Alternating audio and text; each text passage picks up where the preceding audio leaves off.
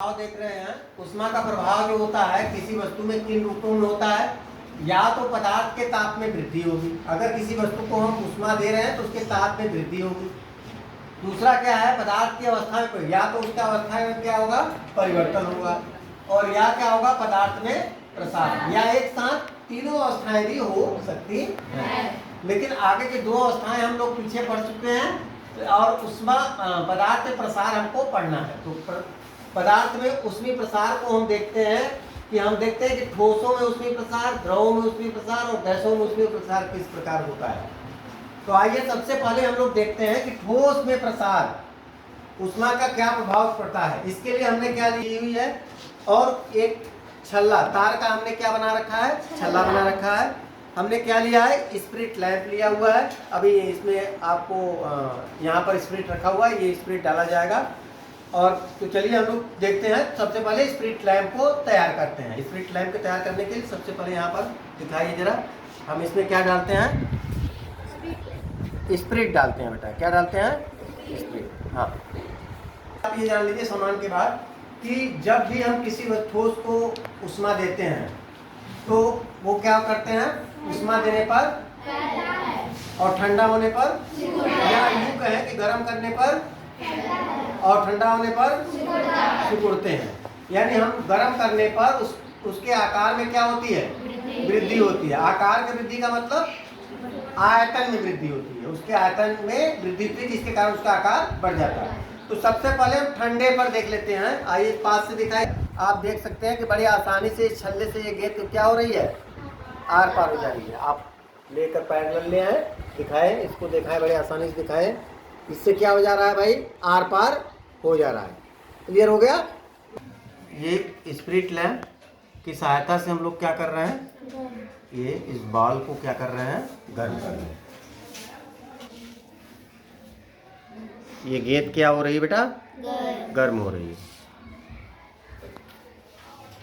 तो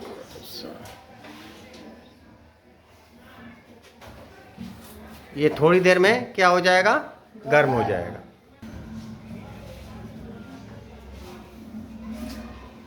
गर्म हो रहा है, तब तक हम फिर जानकारी प्राप्त कर लेते हैं कि जब भी किसी वस्तु को हम गर्म करते हैं तो उसके आकार में क्या होती है, वृद्धि होती है। आकार में वृद्धि का मतलब उसका आयतन बढ़ जाता है। यानी गर्म करने पर आकार में वृद्धि या उसके आकार आयतन में वृद्धि होती है, और ठंडा होने पर क्या होता है, सिकुड़ता है। अभी आप ठंडे पर जब आप उस रिंग को पार कर रहे थे तो रिंग क्या हो जा रहा था, छल्ला क्या हो रहा था, पार आर पार हो जा रहा था। अब देखते हैं इसके बाद क्या होता है। अब जरा देखते हैं, ये क्या हुआ, छल्ला उठ गया। ये छल्ला क्या हो रहा है, उड़ जा रहा है। आप कोई ये कह रहा होगा कि अरे सर जी इधर उधर कर रहे हैं। देखिए, ये देखिए, आप आकर खुद करिए।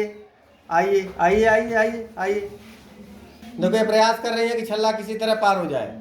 छल वर्तिका या खुशी, ये भी छल्ले को इससे पार कराने का प्रयास कर रही है, नहीं हो रहा है। चलिए,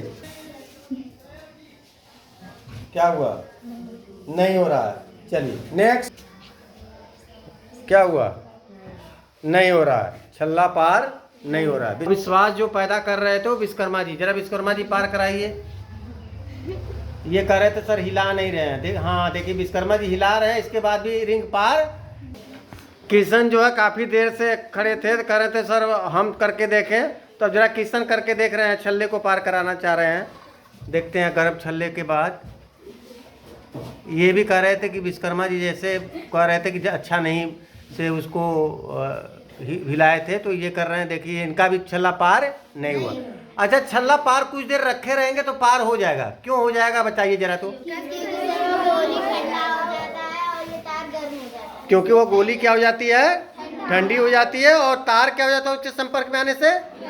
तो तार जब उसके संपर्क में आएगा तो क्या होगा, उसमें तार में फैलाव होगा, तो आसानी से वो रिंग चला जाएगा। वर्तिका कह रहे हैं गर्म नहीं है। जरा वर्तिका पकड़िए, वर्तिका पकड़िए, पकड़िए पकड़िए। क्या हुआ, क्या हुआ, ये कह रहे थे गर्म नहीं है। चलिए गुड, सही नहीं।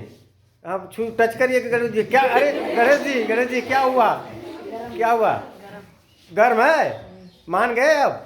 हो गई। तो चलिए देखते हैं अब क्या होता है। अरे अब क्या हो रहा है? इसका मतलब ये सिद्ध हो गया कि जब ठोसों को गर्म करते हैं तो उसका क्या होता है? आकार में क्या होता है? वृद्धि होता है। और वो जब ठंडा होता है तो उसके आकार में क्या? क्लियर हो गया?